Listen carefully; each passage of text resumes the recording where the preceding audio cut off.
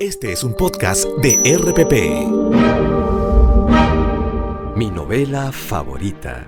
Una versión sonora de la esencia de las obras literarias, patrimonio de la humanidad, seleccionadas y presentadas por Mario Vargas Llosa. Les habla Mario Vargas Llosa. Quiero compartir con ustedes una de mis novelas favoritas. Eugenia Grandet, de Honoré de Balzac, otra de mis novelas favoritas. Parece mentira que Honoré de Balzac, uno de los más grandes novelistas del siglo XIX, viviera solo 51 años, pues en ese medio siglo de vida escribió la más extraordinaria saga de la literatura, la comedia humana. Se dio tiempo además para escribir teatro, crónicas, ensayos, emprender disparatados negocios y pintorescas aventuras. Balzac nació en Tours en 1799, hijo de un funcionario modesto quien lo obligó a estudiar Derecho, pero abandonó estos estudios para dedicarse a escribir. Entre sus 23 y 27 años vivió en la miseria, en París, trabajando como un forzado para abrirse camino como autor dramático, en lo que fracasó. En 1829 escribió su primera novela, Los Chuanes, sobre una insurrección monárquica en Bretaña durante la Revolución Francesa. Fue el inicio de su prodigiosa carrera de novelista, en la que retrataría con tanta penetración a la sociedad francesa de su tiempo. El día en que se le ocurrió hacer pasar a sus personajes de una novela a otra, articulando de este modo todas sus historias en una sola, salió a la calle exaltado, vitoreándose a sí mismo. Eugenia Grandet es una de las más hermosas novelas de la comedia humana. Narra la historia de Eugenia, hija de un comerciante en vinos muy avaro, cuya mezquindad causa el infortunio de la bella joven, cuyo ideal en la vida era encontrar el perfecto amor. Cree que su primo Charles puede materializar sus sueños y se enamora de él. Charles parece corresponder a estos sentimientos, pero en el fondo es un frío calculador que administra sus pasiones en función de sus intereses. La relación de Charles y Eugenia se deshace y al final ella debe resignarse a un matrimonio sin amor con un anciano que al morir la deja dueña de una gran fortuna. Pero los menudos incidentes y la sordidez pequeño burguesa que describe la novela son menos importantes que la fina pintura de la sensibilidad y la psicología de una joven de la provincia francesa en los años del romanticismo. Balzac sintetiza en la historia de Eugenia Grandet las ilusiones de las jóvenes casaderas en una época en que el contraste entre las fantasías románticas generadas por el arte y la literatura y la realidad dura y cruel generaba frustraciones y amarguras que se vivían calladamente en el seno de las familias. Eugenia Grandet es uno de los personajes mejor construidos por Balzac y un símbolo del abismo que en el siglo XIX separaba el ideal de vida de una juventud impregnada de los ensueños del romanticismo de una historia real que los desmentía a cada paso. Y ahora, escuchemos juntos Eugenia Grandet, de Honoré de Balzac. En ciertas ciudades de provincia hay casas que inspiran una tristeza igual a la de las más melancólicas ruinas. ¿Acaso porque en ellas la vida y el movimiento son tan lentos que uno pensaría que están deshabitadas? Así era la casa del señor Grandet en 1822, en el pueblo francés de Saumur. El señor Grandet tenía 50 y tantos años y una voz grave, dura y seca con la que muchas veces en su vida había dicho: «Vengo a cobrar el dinero que me debe, señor». El señor Grandet era dueño de una finca donde producía vino de gran calidad. Cuando lo vendía, le gustaba decirles a sus clientes: «Me debe 200 francos, señor». Pero más le gustaba decir: «Me debe 500 francos, señor». Y era especialmente feliz cuando decía: «Me debe 1000 francos, señor». Temido, admirado, odiado, el señor Grandet lograba siempre que le pagaran lo que pedía. Pero si de decir toda la verdad se trata, resulta obligatorio mencionar que era muy avaro. Había acumulado dinero con el único propósito de contemplarlo. Todos los días, al volver del trabajo, el señor Grandet abría la puerta de su armario, sacaba la llave, abría otra puerta y le regalaba a sus ojos el maravilloso espectáculo de su fortuna. Dios mío. Gracias. Cada día veía brillar cientos, miles de monedas. El fulgor del dinero le producía un éxtasis parecido al que algunos místicos tienen al ver la imagen de Dios o de la Virgen María. Fuera de los que tenía por su dinero, los pocos sentimientos que le quedaban al señor Grandet se dirigían a su hija Eugenia, su única heredera. Buenos días, papá. Buenas, hija. El señor Grandet vivía también con su esposa, una mujer flaca y seca que había nacido para ser tiranizada, y con la criada Nanon. Ella era una mujer grande, gorda y muy fiel, que había estado en la casa desde siempre. El almuerzo está servido, señor Grandet. Bien. Como la avaricia era una ley en esa casa, cuando el año empezaba a enfriar, el señor Grandet indicaba con gran precisión el momento de encender el fuego. Prendemos la Solo chimenea, permitía señor. que la chimenea Hace mucho estuviera frío. prendida los 3 meses oficiales del invierno Todavía no. y jamás tenía en cuenta Hasta el los mes que fríos del final del otoño y del comienzo de la primavera. En este mundo descarnado y solitario, el corazón de Eugenia estaba, sin embargo, vivo y abierto a las ilusiones y a los sueños del amor. Ella soñaba con la llegada de un joven apuesto que vendría a rescatarla de ese mundo. Y aquel momento pareció llegar el día de su 22º cumpleaños. En un gesto de extrema generosidad, el señor Grandet había consentido en hacer una pequeña fiesta para su hija y en dejar prender la chimenea, pese a que solo era 1 de noviembre. Por esta única vez. Ya saben las reglas. Eugenia había invitado a algunas amigas y amigos del pueblo. Gracias por la fiesta, papá. Gracias. Gracias. Está bien, hija. Está bien. En eso, alguien tocó la puerta de la casa. Eugenia fue a abrir. En el umbral estaba un joven apuesto con una inmensa sonrisa. Entró en cuanto le dieron la bienvenida. Hola, pasa. Gracias. Permiso, yo soy Carlos Grandet, querido tío, querida tía. ¿Quién? Soy Carlos Grandet, hijo de su hermano de París, tío. Vengo de París. Sí, claro. Claro. Carlos, bienvenido. Vengo trayéndole una carta de mi padre. Y Carlos le entregó al señor Grandet un sobre que éste guardó en el bolsillo interior de su levita. ¿Y tú eres? Yo soy tu prima Eugenia. Carlos la observa y le sonríe. Él tiene la boca ancha y agradable, y en ella su sonrisa le parece a Eugenia un regalo de dulzura y bondad. Es un gusto conocerte, prima. Tendrás frío, ¿no? Ven, siéntate al lado del fuego. ¿Te sirvo algo de comer? Eugenia, deja a tu primo que ha venido desde París. Dale la habitación del fondo para que vaya a descansar. No, por favor. No se preocupen por mí. Ya he cenado en el camino, no necesito nada. Ni siquiera estoy cansado. Carlos había desatado una ola de admiración entre todos los asistentes a la fiesta. Estaba muy bien vestido, con un chaleco blanco con reflejos plateados y una camisa de cuello recto y botones de oro. En su equipaje, como se fue revelando más tarde, llevaba 2 trajes completos de terciopelo y ropa interior muy fina, amén de una pequeña caja de oro.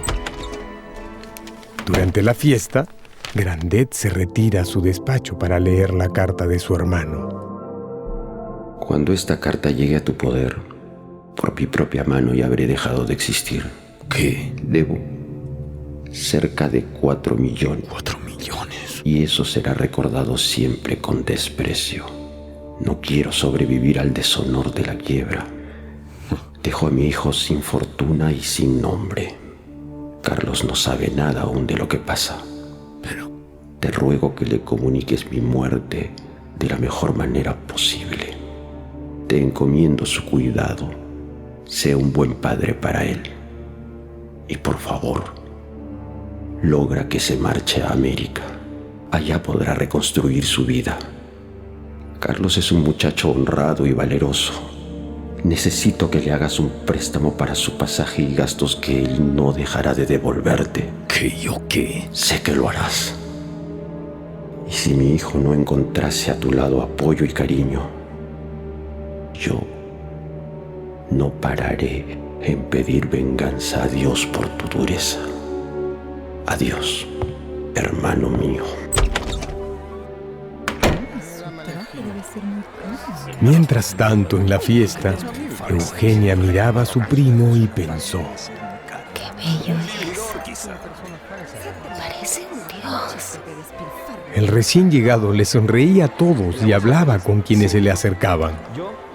El señor Grandet regresó de leer la carta final de su hermano sin mostrar el más mínimo sentimiento y se acercó a su sobrino y le dijo: ¿Cómo así te animaste a venir a la provincia? Bueno, mi padre tenía esa carta urgente para usted y me dijo que no se la podía confiar a nadie más que a mí. Señor Carlos, su habitación está lista. Cuando quiera puede pasar a descansar. Gracias. Una velada encantadora. Empezaban a despedirse los primeros invitados y Carlos consideró oportuno retirarse. Buenas noches, tío. Buenas noches, prima. Creo que me iré a dormir si no tienen inconveniente. Nanon, por favor, lleva al señor a su habitación. Por aquí, señor Carlos. Todos ustedes son tan amables. Pero ¿cómo no? Si usted es sobrino del señor Grandet. Aquí es. Esta es su habitación, señor Carlos. No es gran cosa, pero... No. Qué bonita. Le he dejado su bata sobre la cama. ¿Le gusta así? Sí, por supuesto. Gracias. Es una bata muy fina. ¿Le gusta? Sí, mucho. Se la regalo. ¿Perdón? No es posible. ¿No es posible qué? Yo no podría aceptar. No. Esa bata no me sirve para nada más que cualquier otra bata. Carlos puso la prenda en manos de Nanon. Dios mío. No lo puedo creer. Tranquila, está bien. Gracias, señor. Permiso. Está bien. Una vez solo, Carlos miró a su alrededor con detenimiento. Una chimenea de piedra, unas sillas de madera amarilla y una alfombra delgada y raída. Todo era modesto y precario. Entonces se dijo: ¿Qué habré venido a hacer aquí? ¿A qué me habrá mandado mi padre? Eugenia, en su muy cercana habitación, interrumpiendo sus oraciones, se dijo en voz baja: Virgen Santa, qué bello es mi primo. Mientras el señor Grandet se decía: Y bien, tendré que mantenerlo mientras esté aquí. Pero se irá a América, eso de todos modos. Y en su cuarto, Nanon, mirando la bata que Carlos le había regalado, se dijo: Dios mío. Es preciosa. Ese chico es bueno y merece ser feliz. En la vida de los jóvenes llega un momento delicioso en el que el sol derrama sus rayos en el alma. Es el momento en el que una flor les comunica ideas y los latidos del corazón dan al cerebro su calor y producen un vago deseo. Si la luz es el primer amor de la vida, ¿no es acaso el amor la primera luz del corazón?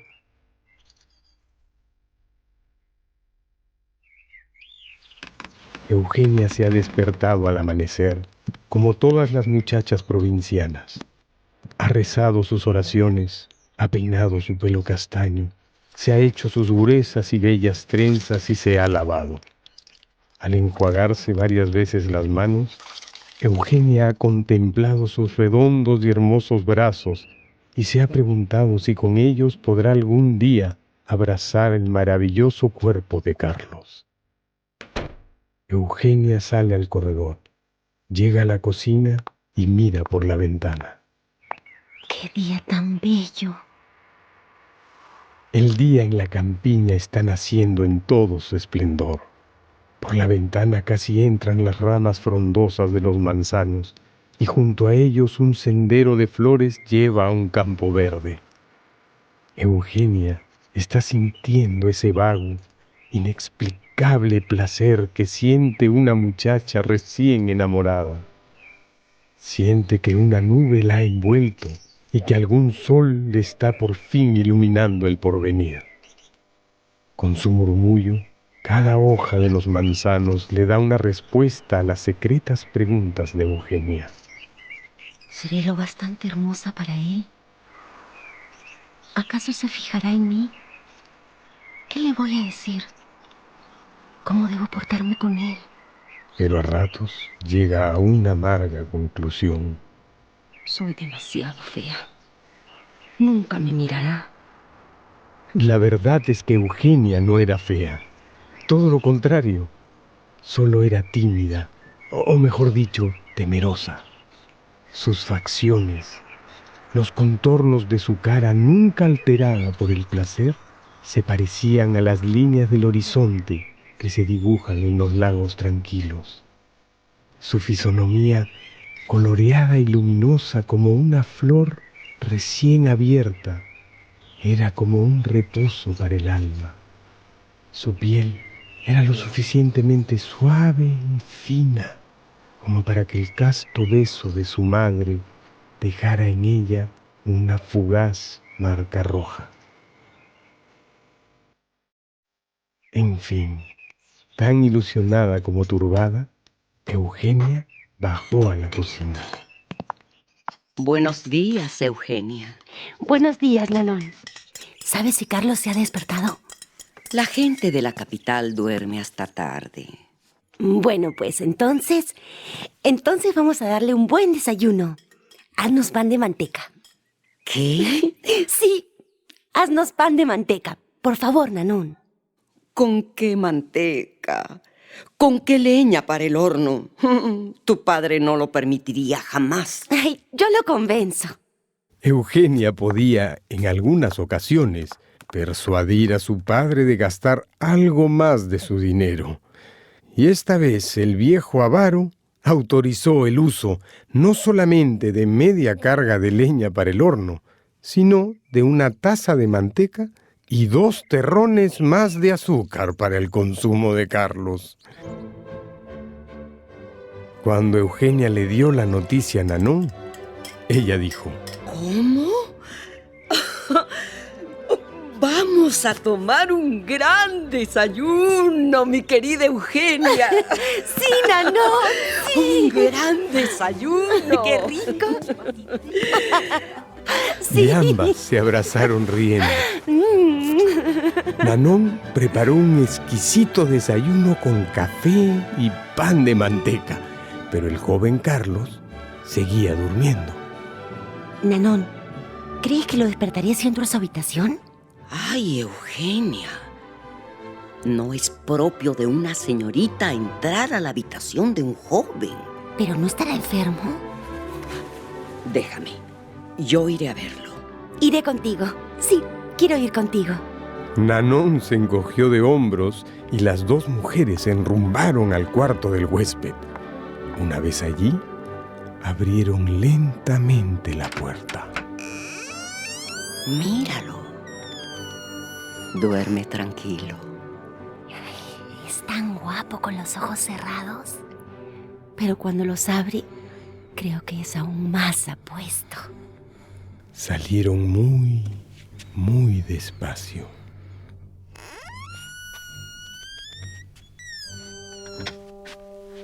Regresando a la cocina, se encuentran con Adolfo, el abogado vecino. Él le está enseñando un periódico al señor Grandet. Eugenia percibe un ambiente extraño.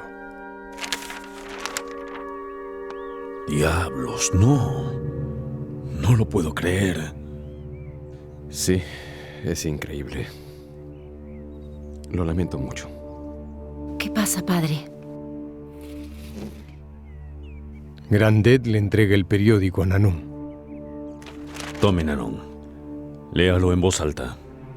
Escucha, Eugenia. Dios mío. Nanon, lee. Ayer, el señor Grandet, uno de los negociantes más apreciados de París, después de su habitual aparición en la bolsa, se disparó un tiro en la sien. Dios mío, ¿es el papá de Carlos? Sí. Lee.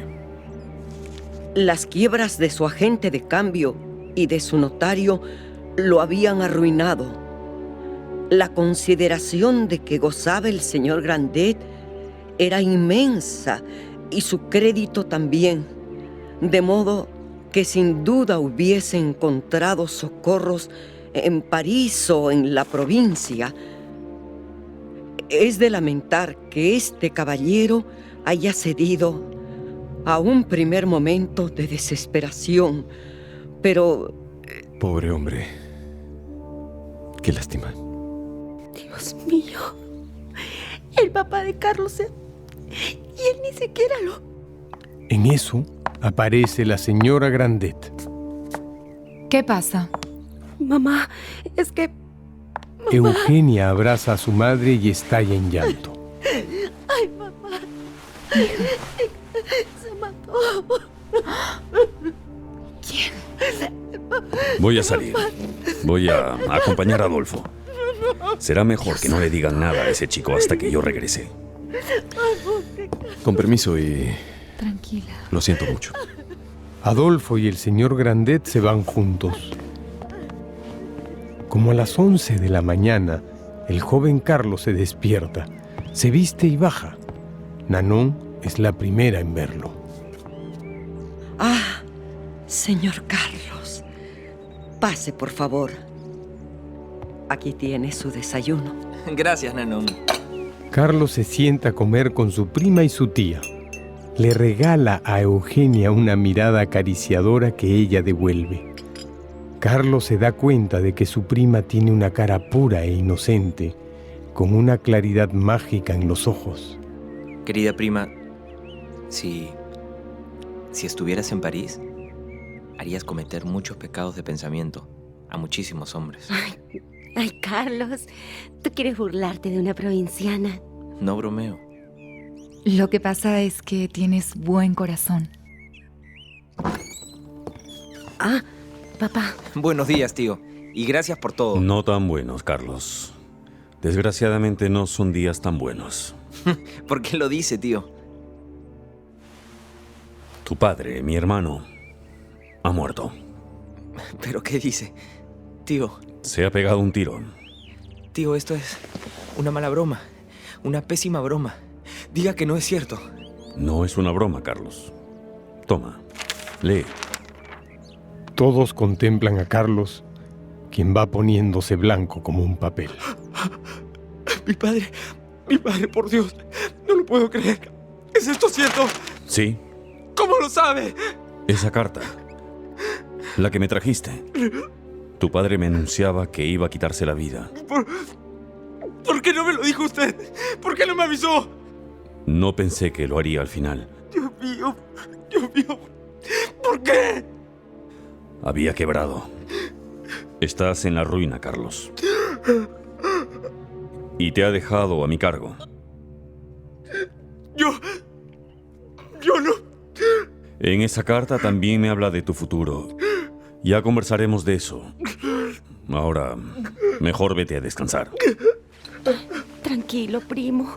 La señora Grandet y Eugenia abrazan a Carlos. Recuéstate un rato. A cierta distancia, el señor Grandet observa la escena. Las mujeres acompañan al joven escaleras arriba. Vaya carga gratis que me ha tocado. ¿Por qué yo? Los señores Grandet y Eugenia se reúnen nuevamente en la cocina. Papá, no pudo usted impedir esta desgracia? Yo no sabía absolutamente nada. Y su deuda era de 4 millones. ¿4 millones? Sí.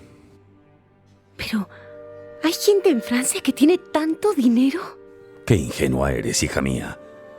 Pero escucha, mi hermano me escribe en esa carta que quiere que su hijo se vaya a América.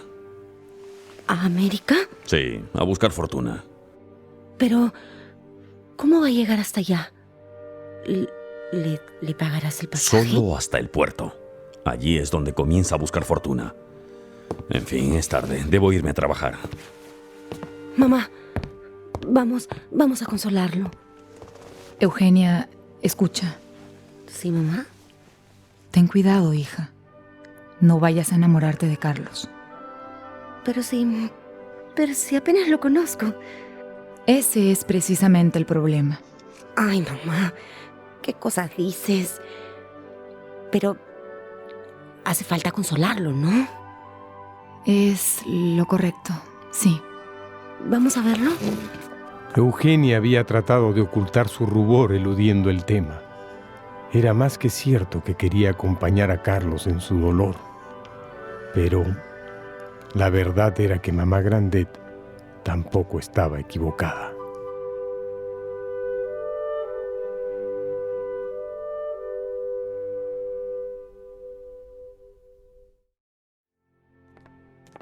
Eugenia y su madre subieron a ver a Carlos. ¿Carlos? Carlos, ¿cómo estás? Gracias, papá. Pero quisiera estar solo. Me siento... Discúlpanos. Disculpa. Esa tarde, cuando llegó el señor Grandet a su casa, encontró a su esposa esperándolo. ¿Qué pasa? ¿Por qué esa cara? Solo una pregunta. ¿Nos pondremos luto por la muerte de tu hermano? ¿Pero qué te pasa? ¿Sabes cuánto costaría solamente la tela para los trajes? El luto está en el corazón, mujer. En el corazón. Pero la iglesia ordena que Pues debemos... compra la tela con tu propio dinero.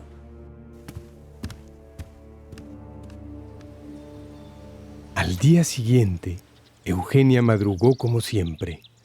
Se hizo las trenzas, se miró al espejo y fue a tocar la puerta de su primo. ¡Carlos! ¡Carlos! No hubo respuesta. Y Eugenia se atrevió a empujar la puerta, que estaba entreabierta, y a entrar. Carlos dormía. Eugenia vio sobre la mesa de noche una carta a medio escribir. Sin pensarlo, empezó a leer. Estaba dirigida a un amigo de su primo. No sé qué hacer. No lo entiendo. Mi padre, antes de matarse, mandó que me marchara a América para que hiciera fortuna. ¿A quién le importa la fortuna cuando no puede evitar la muerte y cuando de ella no depende el amor? Pienso que hay mejores lugares a donde yo, igual que mi padre, podría marcharme para encontrar un bien aún mayor, la vida eterna. De Darío. No sigo, querido amigo. Debo tratar de dormir. Eugenia estaba profundamente conmovida. No, Carlos no podía irse. Debía quedarse en Francia, donde por lo menos tenía amigos. Carlos comenzó a despertar. Eugenia sintió que lo amaba. Buenos días. ¿Has podido dormir bien? No. He estado pensando en mi padre. Yo no he podido descansar bien tampoco. Pero por favor, Carlos, ven a tomar desayuno. Te sentirás mejor. Ese día Grandet partió de viaje y Eugenia tuvo la dicha de ocuparse abiertamente de su primo. Lo acompañó a tomar desayuno y salió con él a dar un largo paseo por la campiña.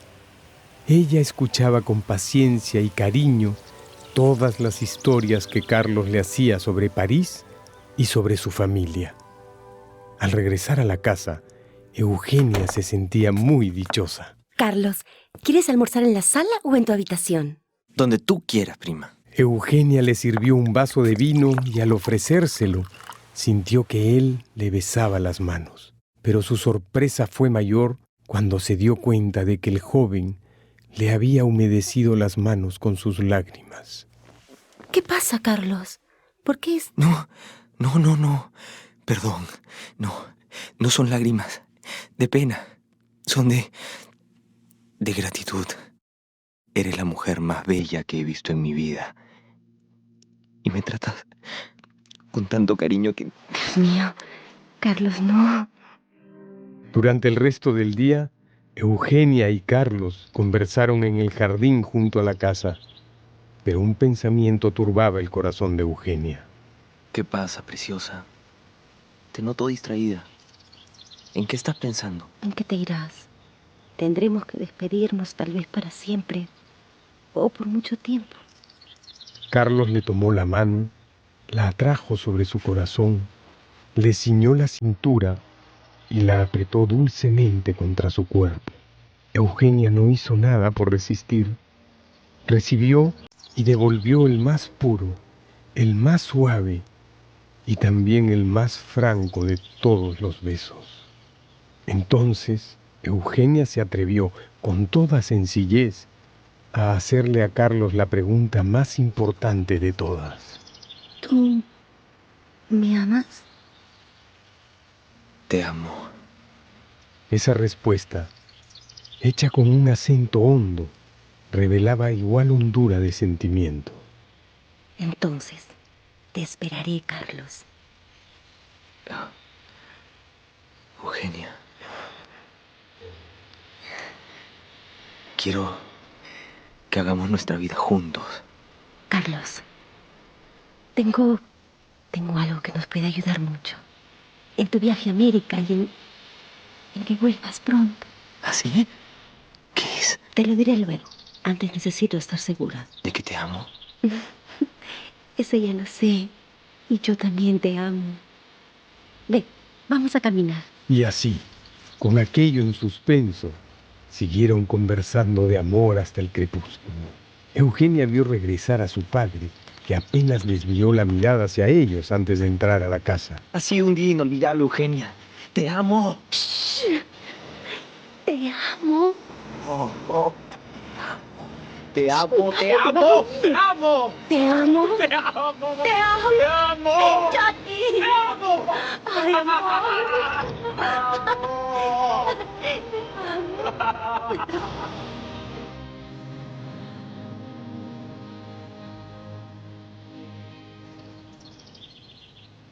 Esa noche, Eugenia no pudo dormir.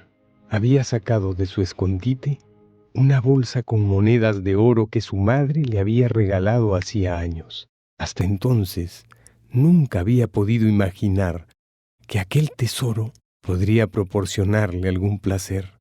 Pero ahora, todo era distinto. Con este dinero podrá quizás quedarse en Francia, reconstruir su vida, o si no, irse a América y construirse una vida muy pronto. No me importa lo que haga, yo lo amo. Inquieta, se levantó, recorrió el pasillo y tocó la puerta de Nanon. ¿Qué pasa? Es tarde. Nanon, ¿tú crees en la bondad de la gente? A veces sí, a veces no. Yo creo que Carlos es un joven bueno y generoso. ¿Y tú?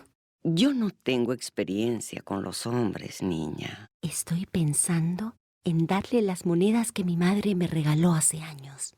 ¿Qué dices? Para ayudarlo, para que no tenga que irse a América, o para que tenga dinero en América y pueda volver pronto.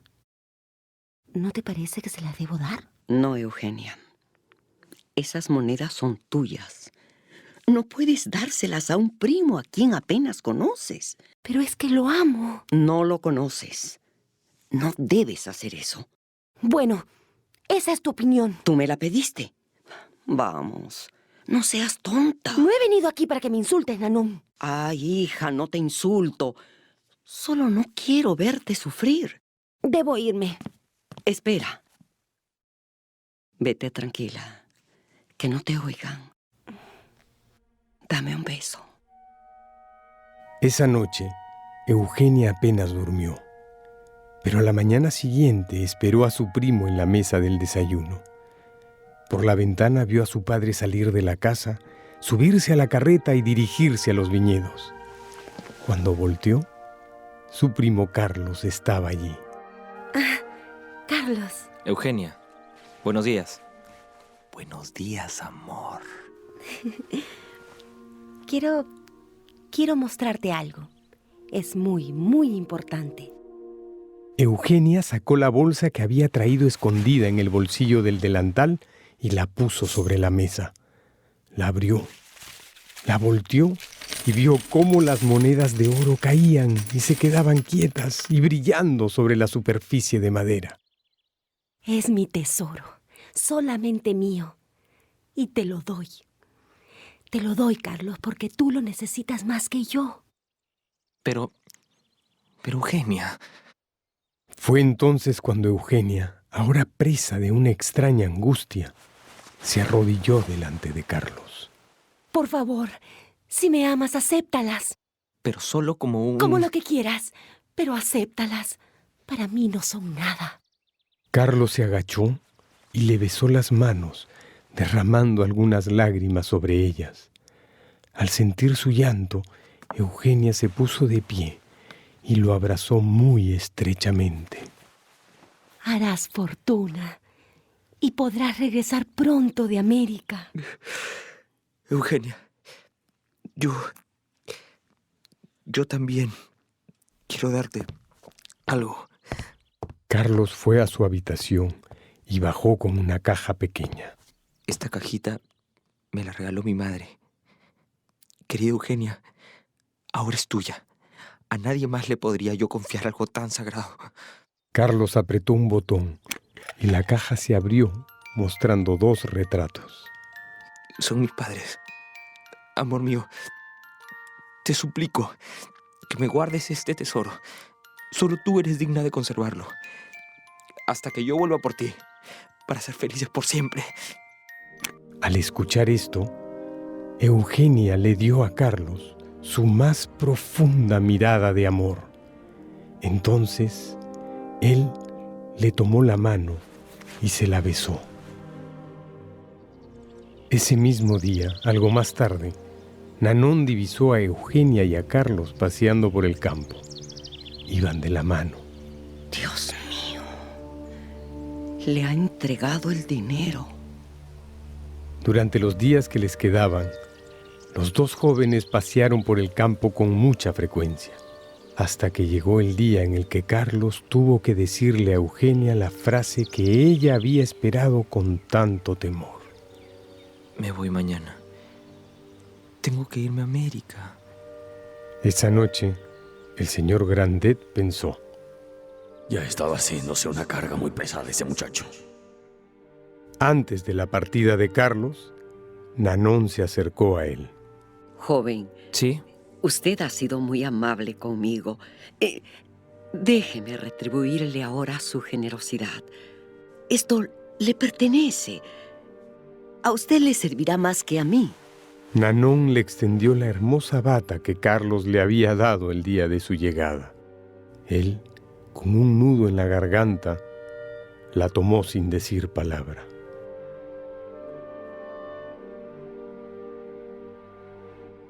Toda la familia fue a despedir a Carlos a la diligencia que lo llevaría al puerto.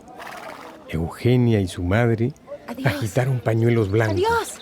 Y Carlos les correspondió desplegando el suyo hasta el último momento. ¡Que Dios te bendiga! ¡Te extrañaremos! 2 días después, el señor Grandet le dijo a Eugenia: Quiero ver tus monedas de oro, hija. Me gusta contemplarlas.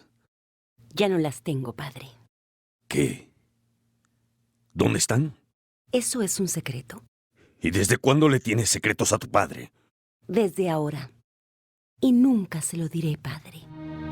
Nunca.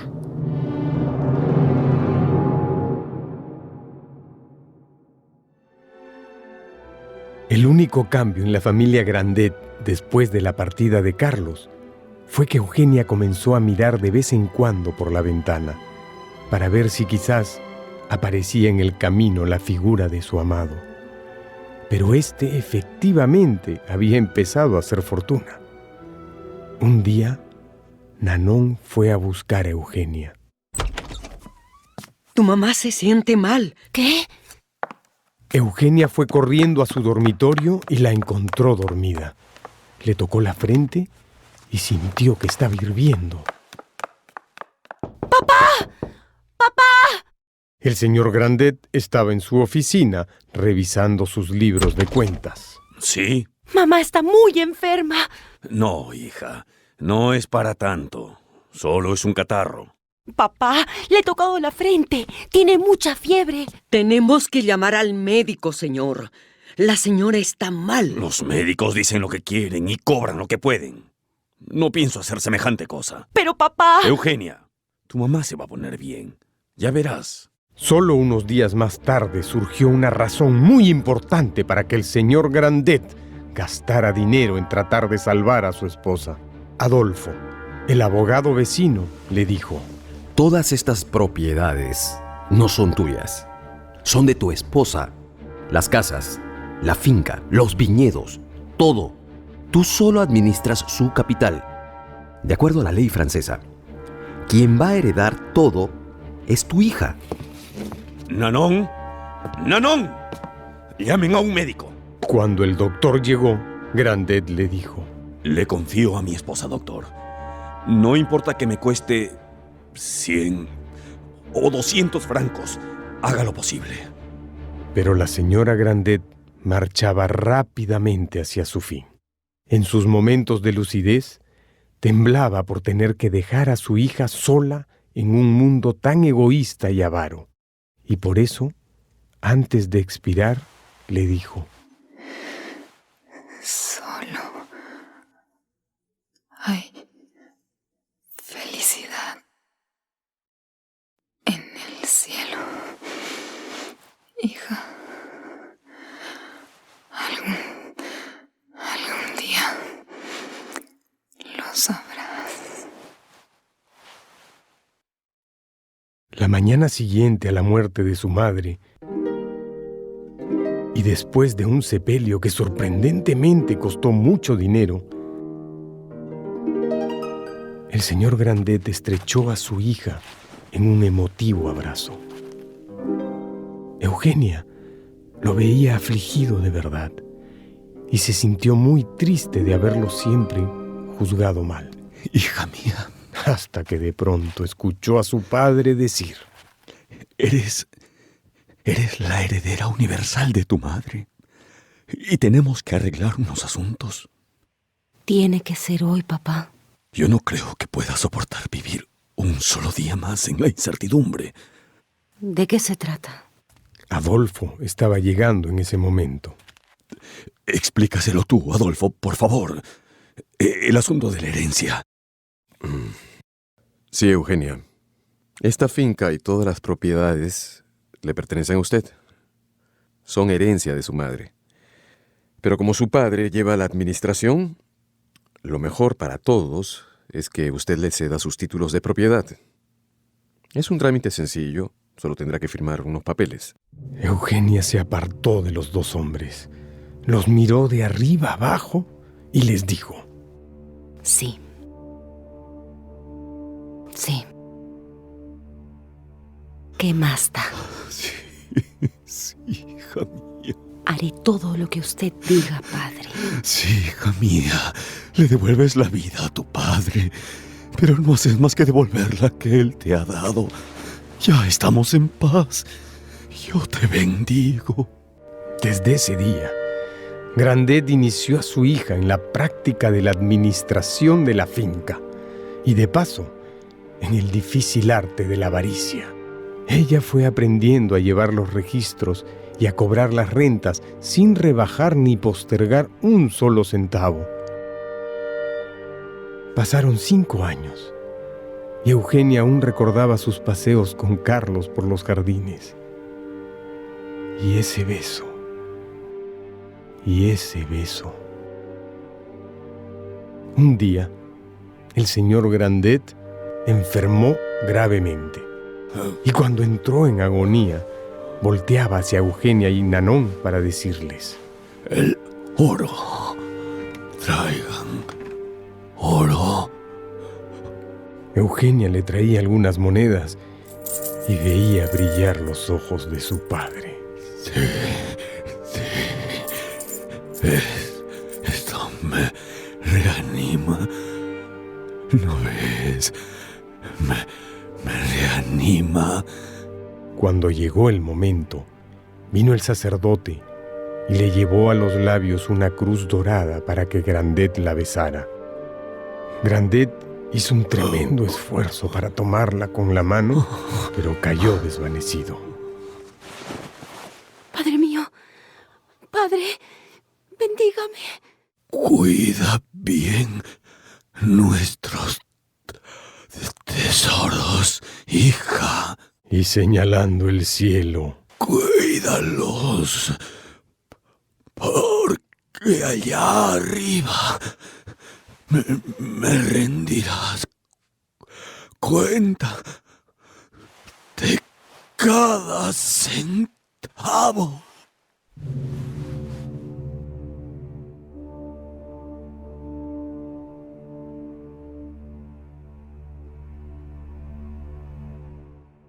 Eugenia Grandet se quedó sola con Nanon, quien dejó de ser una criada para convertirse en una amiga. Pasó el tiempo, y al cumplir los 30 años, Eugenia aún no conocía ninguna de las felicidades de la vida. Su primer y único amor, y aquel beso en el jardín, eran ahora un vago recuerdo melancólico. Y para ella, la fortuna no era un consuelo. Su tesoro no eran los millones de francos que iba acumulando, sino la cajita de oro que le había dejado Carlos. ¿Por qué no me habrá escrito ni una sola vez en todos estos años? Carlos había hecho mucho dinero en la captura, compra y venta ilegal de esclavos negros, viajando entre África y América. Al regresar a Francia para unas vacaciones, no había ido a ver a Eugenia. Más bien había conocido a una señorita de apellido Dobrón. Ella era una joven muy callada y muy seca, pero de mucho dinero. Esta mujer es desagradable. Pero me conviene. Con ella y su familia puedo llegar más lejos. Eugenia estaba sentada en los jardines, en el mismo banco de madera donde Carlos le había jurado amor eterno, cuando de pronto divisó a Nanon corriendo hacia ella. ¡Eugenia! ¡Eugenia! ¡Eugenia! Una carta. Era de Carlos, claro está. Eugenia la abrió. Mi querida prima. ¿Me dice prima? Ya no soy Eugenia.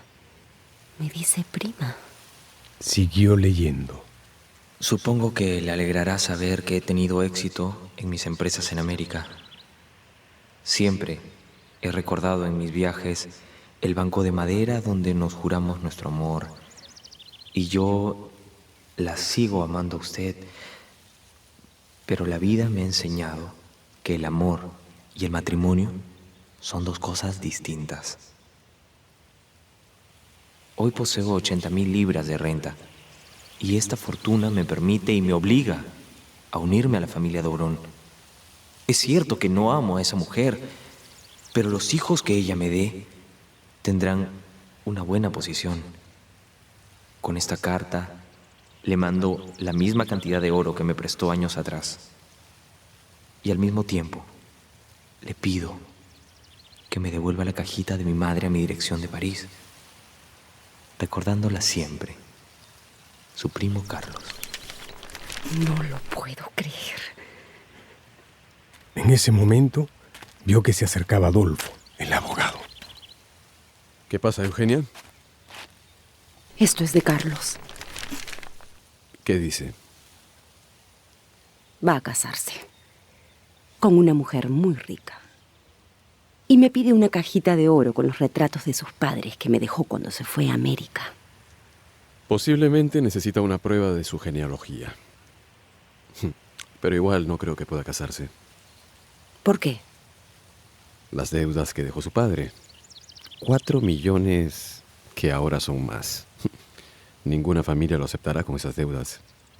Al oír esto, Eugenia, la bella y virtuosa Eugenia, miró hacia el horizonte un largo rato y luego volvió a mirar a Adolfo. Quiero que me haga un encargo, Adolfo. Estoy a sus órdenes. Vaya a París y pague todas esas deudas. Pero... ¿Pero por qué? Quiero que pueda casarse con esa señorita. Pero usted no puede hacer eso. Es demasiado dinero. No lo haré yo, sino usted. Obedézcame, Adolfo, se lo ruego. Y fue así que Eugenia arregló los problemas financieros de su primo, asegurando su desdicha eterna al permitirle casarse con la señorita Dobrón. Eugenia se casó con una de las autoridades del pueblo y vivió con su marido en la finca donde, a pesar de sus 800,000 libras de renta, nunca se excedió en los gastos de la leña. El destino es caprichoso y Eugenia Grandet quedó viuda a los 33 años. Esta mujer adinerada y bella tiene aún algunos pretendientes y quizá se case algún día. Pero nadie podrá igualar su amor por ese muchacho que lloró en sus manos antes de que la vida le enseñara a amar el dinero sobre todas las cosas. Ese muchacho inocente y ya extinguido que en aquel momento y con total sinceridad le dijo: Eres la mujer más bella que he visto en mi vida.